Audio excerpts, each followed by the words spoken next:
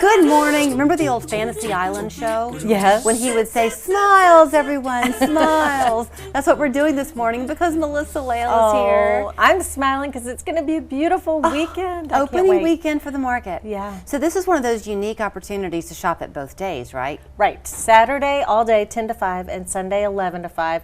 We did that a few years ago just to give everyone time to get there and enjoy. So I haven't told you this yet, but Sean Phipps was on yesterday with Chattanooga Tourism. Good friend of ours. Great friend of yours, and he highlighted actually the market. And I it was love this it. throwback video from COVID days. Oh. So people were in masks, but one of the things No that we more, right? Right.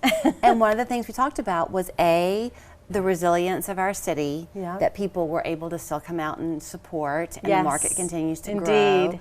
And then the vendors, if you will, who are there, who've gone on to have storefronts, your baby's grown up. Exactly. So many of them, and it happens every year.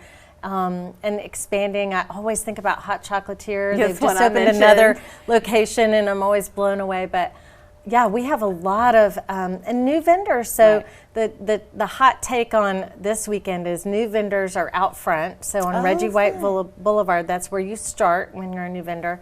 And that's a fun way to kind of peruse who's new that year. So when you are getting those, well, okay, first of all, for opening weekend, are you theming it, or is it just? It's just so big on its own. Yeah.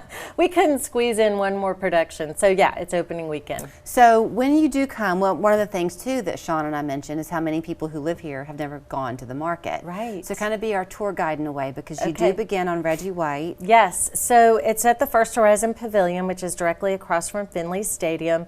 And we have had such an influx of new people to our community. So you're coming down Reggie White, and immediately you see all the vendors set up on the street. You're going to start hearing live music.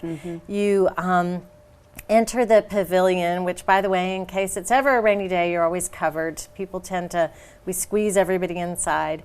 And we have dozens of farms with whatever is in season at that time. Artists, local artists, whether it be woodworking or jewelry or bath and body care, fresh flowers, always a huge hit. And in the back, the Lodge Cast Iron Sizzle stage is there. We have 2 live concerts basically every single week. And then there's dozens of food trucks, so you can always have lunch as well. So. Because it's not something, I mean, you can go and pop in and leave, but chances are, because there are so many vendors, you're going to think... You won't want to pop in and leave. So it's nice that you can eat along the way. Right. But the great thing, too, about it is that you get to really talk to the vendor. Yes. And they want to talk to you. They really do. You had to have made it, baked it, sewn it, or grown it to be a vendor. And I just think it's awesome to know where your food's coming from, talk to them about their growing practices, and my favorite thing to talk to farms about is recipes. Oftentimes, one of our good friends, Trey Deck, his wife has given me the most fabulous tomato pie recipe. Oh, really? Yeah. Share, please. Yes. And so that's how you get the goods. You know, okay, so back to the video that we saw with Sean yesterday and the COVID throwback. Yes. During COVID, Melissa was still on the show, but you would Zoom. Yes. Because you couldn't come in here. It seems like forever ago. Yeah, but since you mentioned the recipes, she would Zoom from her kitchen. And it was so much fun because you shop the market. Yes. So then you would sometimes show us how you would cook with what you came home with. It's always fun. You know, a lot of times there's produce that we're unfamiliar with, and you might want to try something, but you're not sure how to prepare it. And they'll give you all kinds of ideas. I bet you spend your time when you're there on the weekends.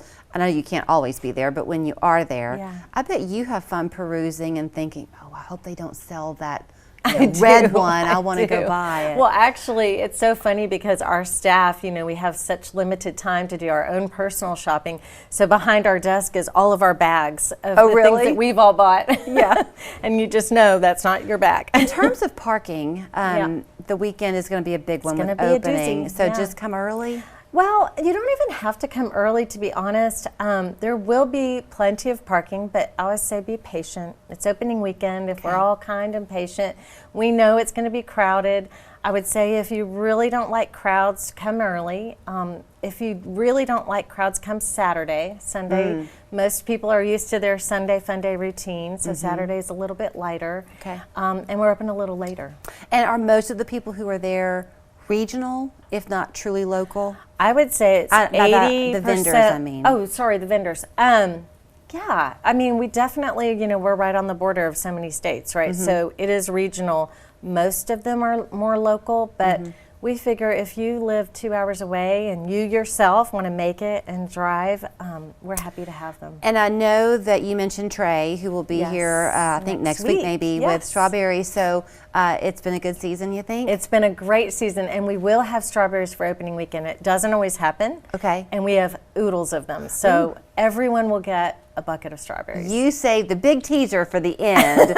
So here's where you'll want to be. It's the First Horizon Pavilion. It kicks off 10 o'clock on Saturday morning, runs until 5, then the normal 11 to 4 hours on that Sunday. Yes. You can find the full roster of the season schedule at ChattanoogaMarket.com and go spend the day and have a great time.